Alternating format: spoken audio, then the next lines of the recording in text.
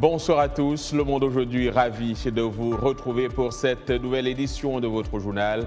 On commence tout de suite par les titres.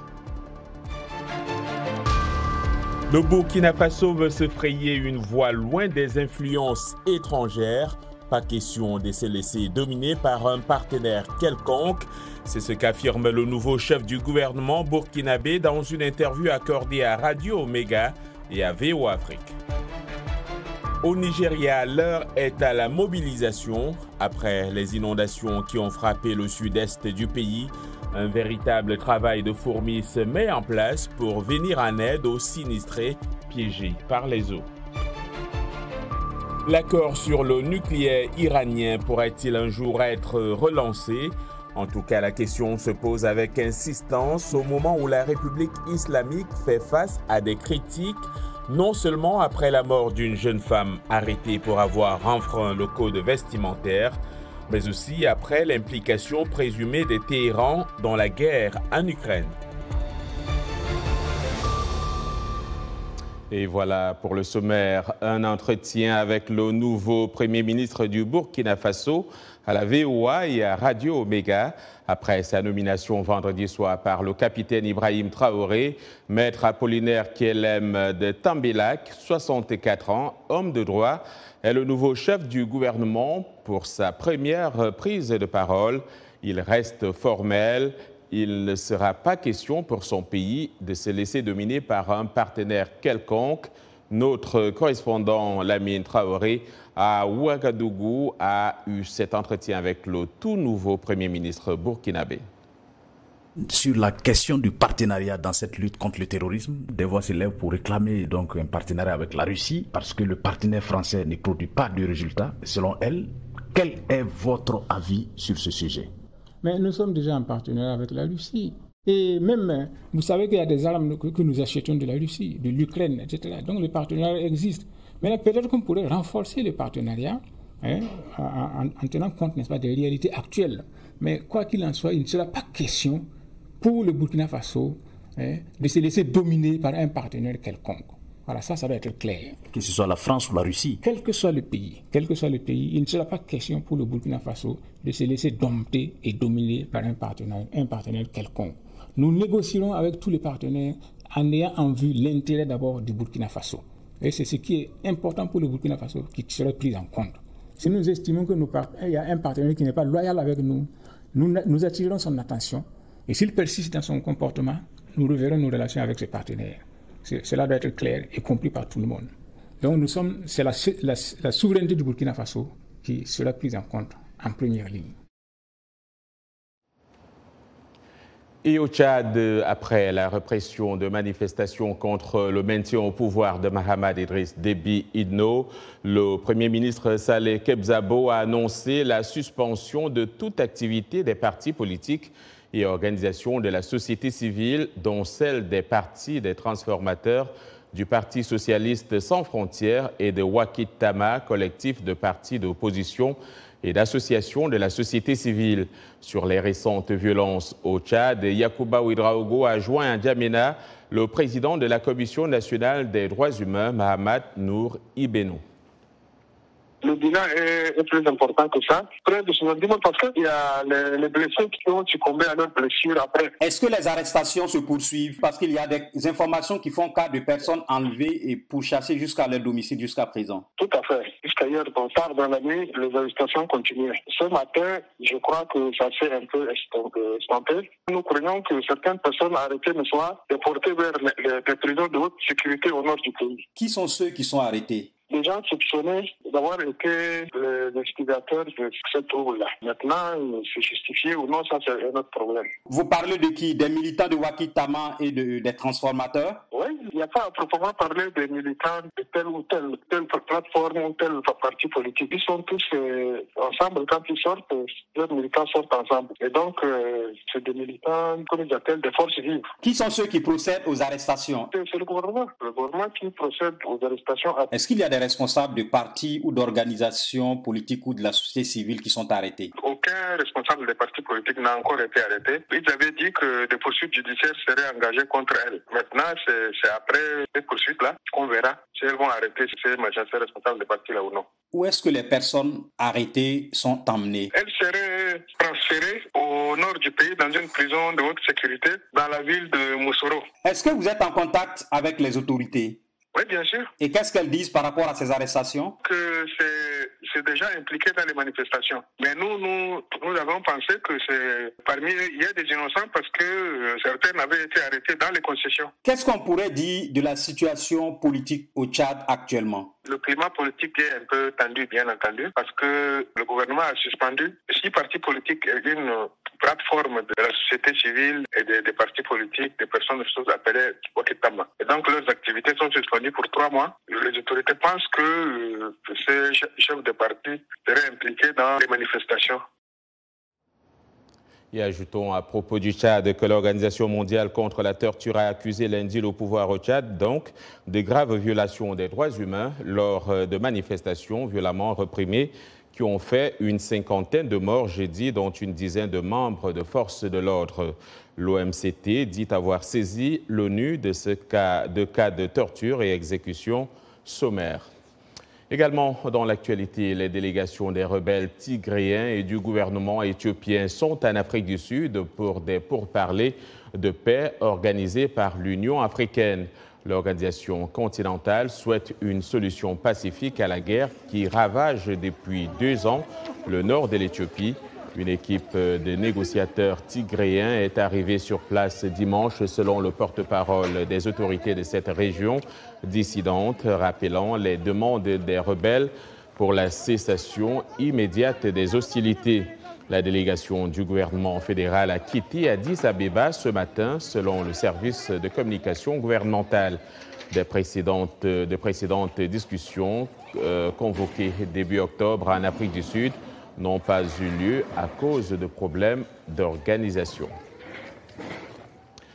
Des combats intenses ont repris entre l'armée de la République du Congo et les rebelles du M23 dans le Rutshuru, un des territoires à la frontière avec le Rwanda dans le nord Kivu. Depuis hier, les 2 camps se battent autour de localités de Tamungenga et Rangira et en réclament le contrôle. Edi Sango a joint à Goma, dans le nord Kivu, le nouveau porte-parole des forces armées de la RDC, le général-major Sylvain Ekenge Bomoussa. Depuis jeudi, l'armée rwandaise qui vient appuyer l'M23 comme d'habitude a lancé une offensive contre nos positions. D'abord sur l'axe Rangira-Rwanguba-Tchengerero, cet axe qui va vers Bunagana. Et puis, lorsqu'ils ont essuyé un revers sur cet axe-là, ils ont basculé vers l'axe Tamugenga. Et là-bas, les combats se sont poursuivis hier jusqu'au soir. Et aujourd'hui, depuis le matin, les combats ont continué. Et au moins, je vous parle, nos troupes sont dans Tamugenga. Après le travail de l'artillerie, nos troupes sont en train d'exploiter le travail que l'artillerie a fait dans Tamugenga.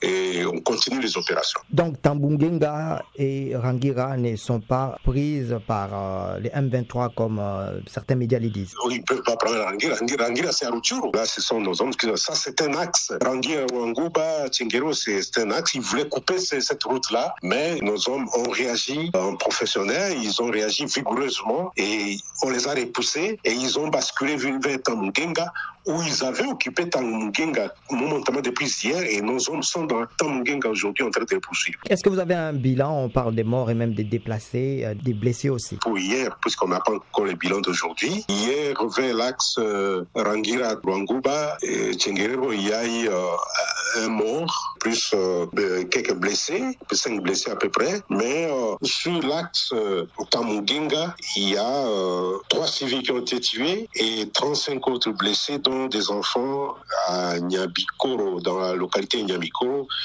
près de l'hôpital de cette localité-là, l'hôpital de Tamugenga. Voilà le bilan, jusque-là provisoire, puisqu'avec les combats d'aujourd'hui, je ne sais pas s'il y aura d'autres morts, Mais les premières victimes sont des civils qui sont visés par les bombardements aveugles des troupes rwandaises. Dans la ville d'Awada, dans le sud-est du Nigeria, ravagée par les pires inondations de la décennie, dans le pays le plus peuplé d'Afrique, un véritable travail de fourmi se met en place pour venir en aide aux sinistrés piégés par les eaux. La marine nigériane est à pied d'œuvre et les bénévoles s'activent. Les précisions avec Dili Diko. Des centaines de morts, plusieurs millions de sinistrés, c'est une situation grave pour les populations affectées par ces récentes inondations. L'aide est sur place pour aider les sinistrés à quitter les lieux complètement inondés. Les bateaux de sauvetage font le va-et-vient pour secourir le plus de personnes possible. Nigerian Navy has 2 speed fiber boats.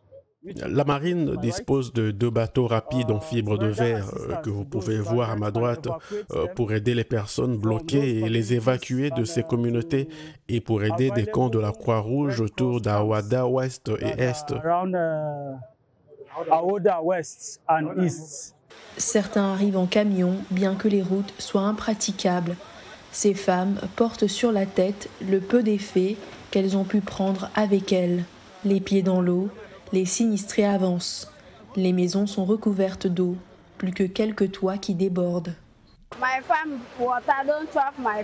Les eaux ont détruit ma ferme. Il n'y a plus rien là-bas, y compris ma maison. Tout a été détruit. Je n'ai plus rien. L'autoroute est submergée par les eaux sombres. Les camions sont bloqués. Impossible d'avancer, mais l'urgence et la fatigue se lisent sur les visages des sinistrés. Les bénévoles font tout ce qu'ils peuvent. Ce véhicule est rempli de farine de manioc, de riz et de nouilles sous les yeux de Bolaji Phillips, venu prêter main forte.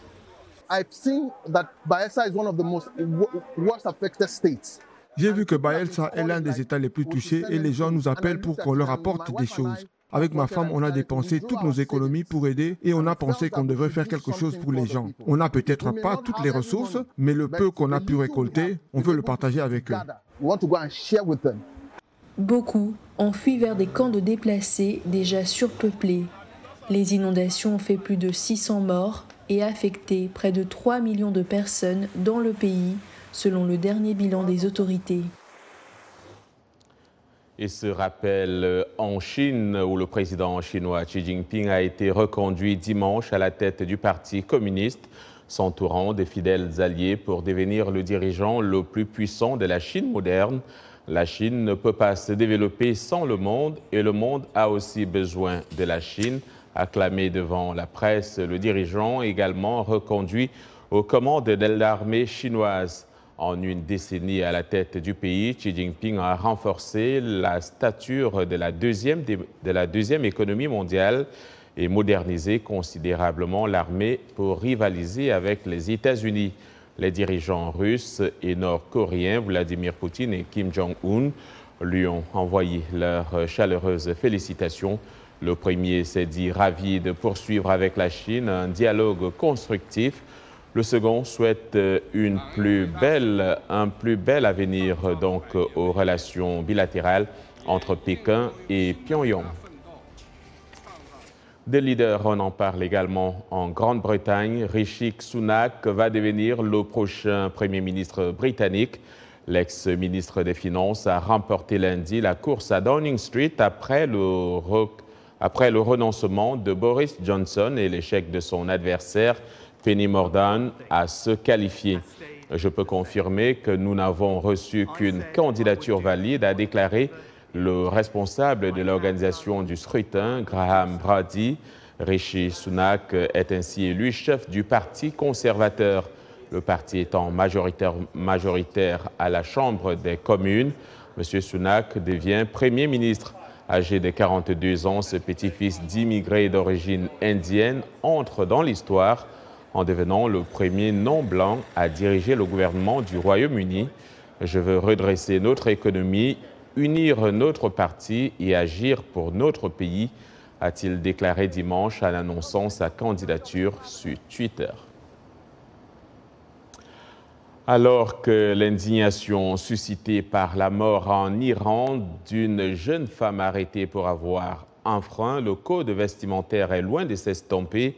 L'attention se tourne vers un autre sujet de controverse impliquant la République islamique.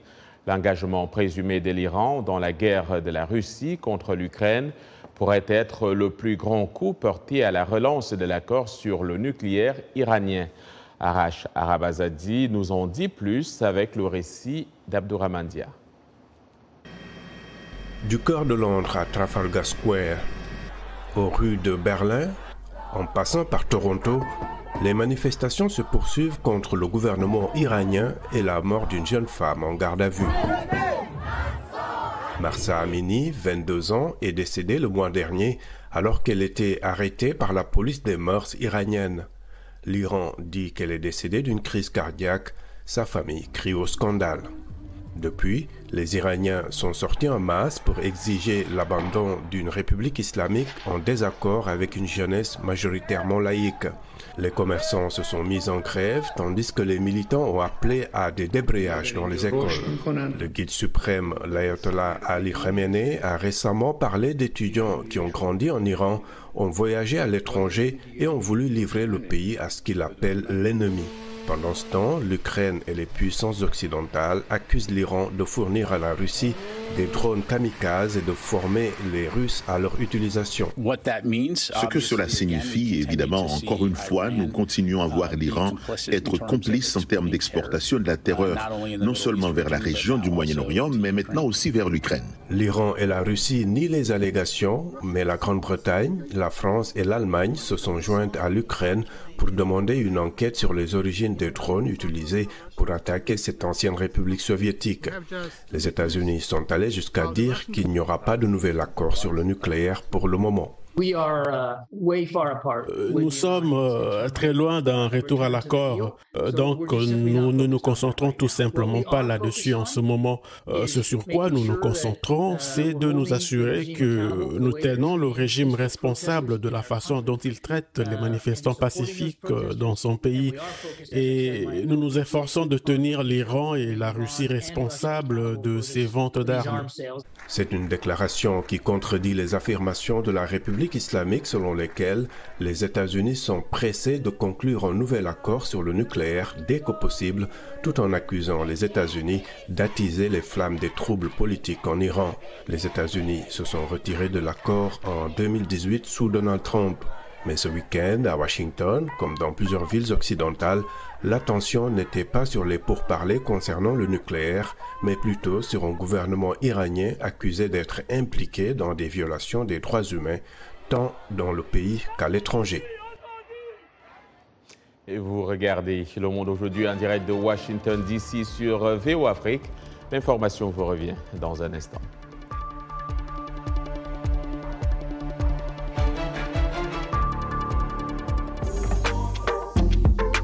Écoutez la VOA en Wolof au Sénégal sur FM 102, notre fréquence à Dakar, et Josan FM 105.8, notre station partenaire à Toubatoul. Au menu, des émissions spéciales produites par les étudiants des 3 meilleures écoles de journalisme de Dakar. Chaque jour, chaque heure, Voix des jeunes, par les jeunes et pour les jeunes, traite des faits de société, allant du chômage à la prostitution, en passant par la jalousie au sein des familles. Les mercredis, samedis et dimanches, à partir de 9h heure locale dans Pentio, nos journalistes en herbe vous donnent rendez-vous sous l'arbre à palabres pour une demi-heure de débat sur les questions brûlantes de l'heure. La VOA en Wolof, une autre facette de l'actualité au Sénégal, vue par les jeunes journalistes sénégalais.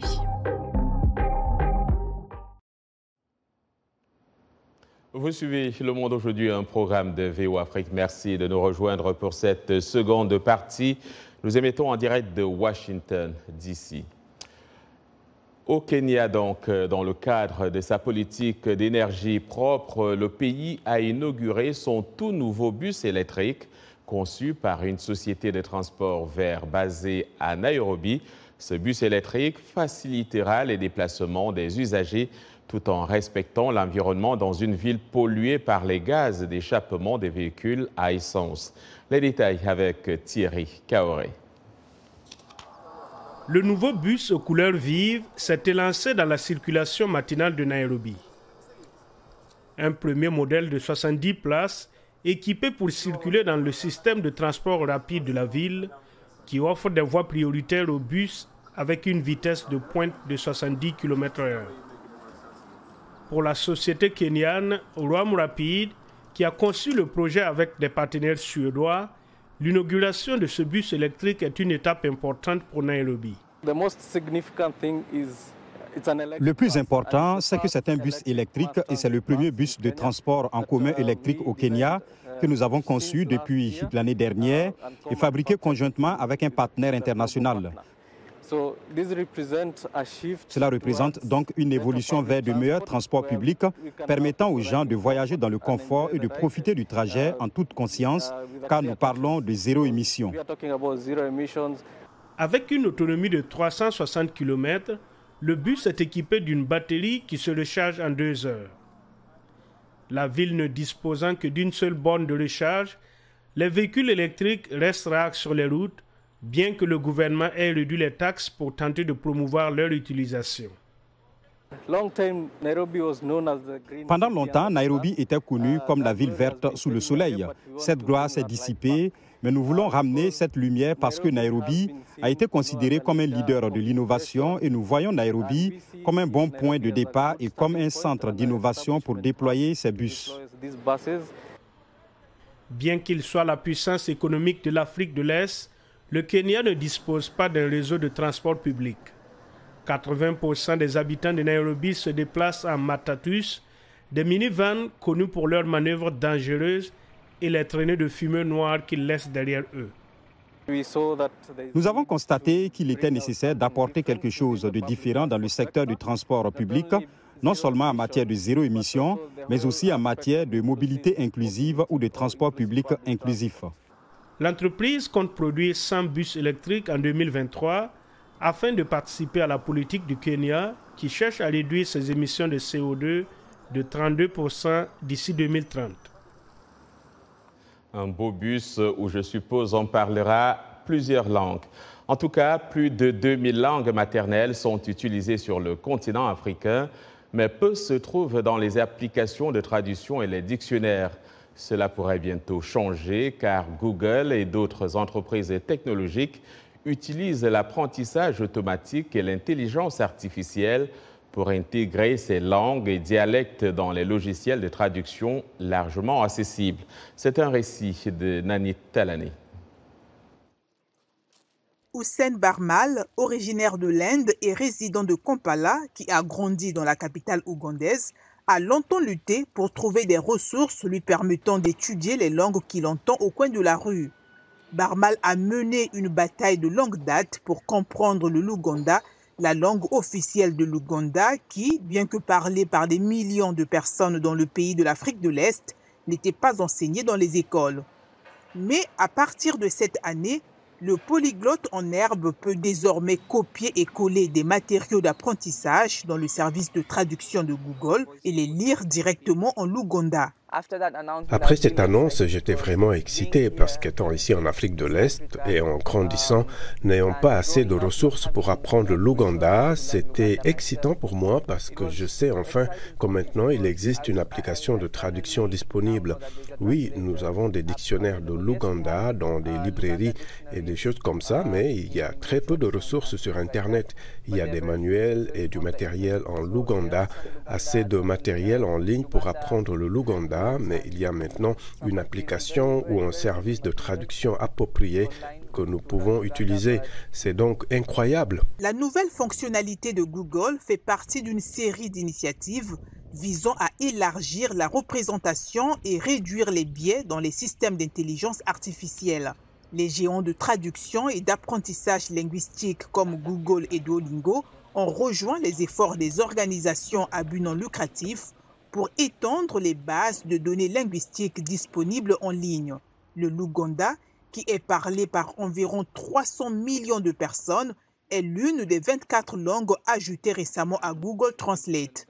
Le nouveau lot comprend 10 langues africaines subsahariennes, tandis que les autres sont principalement utilisées en Inde et parmi les groupes autochtones d'Amérique du Sud. Il y a maintenant 23 langues africaines sur la plateforme, contre 13 auparavant. Toutefois, elles ne représentent toujours que 17% du total. Presque partout où vous allez en Ouganda, les gens connaissent l'Ouganda. Ceux qui ne le parlent pas peuvent l'entendre et peuvent comprendre ce que vous voulez vraiment dire. Je pense donc que c'est une excellente opportunité pour nous et pour des étudiants comme moi. C'est vraiment bien parce que pour que quiconque comprenne mieux quelque chose, vous devez d'abord le comprendre dans votre langue maternelle et ensuite vous pouvez mieux apprendre. Isaac Caswell, chercheur traduction de Google, soutient que pour les locuteurs des langues minoritaires, il peut sembler que le monde de la technologie vous ignore. La traduction en ligne est un signal très important pour montrer que nous nous soucions de vous, a-t-il spécifié. Voilà qui est dit. Un peu de mode dans ce journal en Ouganda où un défilé de mode intitulé « Mes cicatrices sont belles » met en valeur les cicatrices externes et internes du corps humain dans la ville de Kampala. Organisé par la boutique de mode Katz Monique Apparel et la créatrice Monica Katoko, le défilé célèbre les différentes formes du corps et les maladies rares en Ouganda. Plus de détails avec Blanche Sanou. Ablation, cicatrices, brûlures, les mannequins qui se préparent à monter sur le podium portent les stigmates d'un accident ou d'une maladie. Ils ont décidé de les assumer, les aimer, voire les magnifier à travers cet événement dénommé « Mes cicatrices sont belles ». Monica Katoko, l'organisatrice, se dit prête à se battre pour que cette édition devienne un événement annuel. Cet événement est un spectacle avec une cause noble. Nous voulons encourager les femmes de grande taille à se sentir belles comme elles sont. Il en va de même pour les personnes ayant des cicatrices. Je suis Monica, j'ai 2 cicatrices sur mon ventre. Le processus de guérison pour les personnes portant des cicatrices est long selon Monica. Un exercice qui demande une réincarnation et aujourd'hui elle est fière d'organiser et de participer à ce défilé de mode. Je me détestais avant à cause des cicatrices, mais au moment où j'ai accepté que oui, c'est quelque chose que je ne peux pas changer chez moi, cette acceptation m'a guéri. Sur le tapis de l'événement, Mes cicatrices sont belles, les corps se dévoilent sous les projecteurs et un public présent pour soutenir les mannequins comme Lucie Kamikiza. J'ai eu mes cicatrices en 2011, c'était un incendie. Ma maison a pris feu à cause d'une bougie et j'étais en train de dormir. J'ai été brûlée, j'ai passé quelques mois à l'hôpital et c'est comme ça que j'ai eu les cicatrices. Cet événement représente beaucoup pour moi. Avec le thème « Mes cicatrices sont belles », il fait ressortir ce que nous avons toujours voulu entendre. Par exemple, avoir des cicatrices ne nous rend pas laides. Oui, vous êtes belle, mais d'une manière différente. Pour ces mannequins, en dévoilant leurs blessures, c'est braver le regard de l'individu et aussi faire le choix de révéler au monde une partie de leur intimité et de leur histoire. Et on les aime bien, les femmes, avec ou sans cicatrices. Le Monde aujourd'hui, fin de cette édition. Au nom de toute l'équipe, merci de l'avoir suivi. Demain est un autre jour. D'ici là, passez une excellente soirée.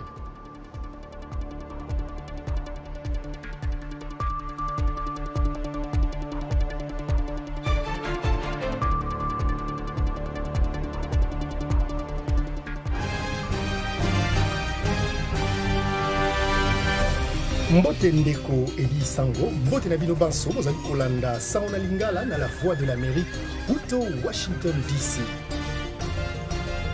Sango Mokili Lelo, c'est votre nouveau rendez-vous d'actualité en Lingala de la Voix de l'Amérique. Tous les jours, de lundi à vendredi, nous vous proposons 2 éditions d'actualité. La première, de 17h à 17h30 temps universel, et la deuxième, de 19h30 à 20h temps universel. Politique, société, culture, économie, sport. La rédaction Lingala de la Voix de l'Amérique vous donne rendez-vous pour décrypter l'actualité congolaise, africaine et du monde. Sango Mokili Lelo, c'est tous les jours, de lundi à vendredi, sur nos ondes et celles de nos stations partenaires, dans l'une des plus belles langues d'Afrique, le Lingala.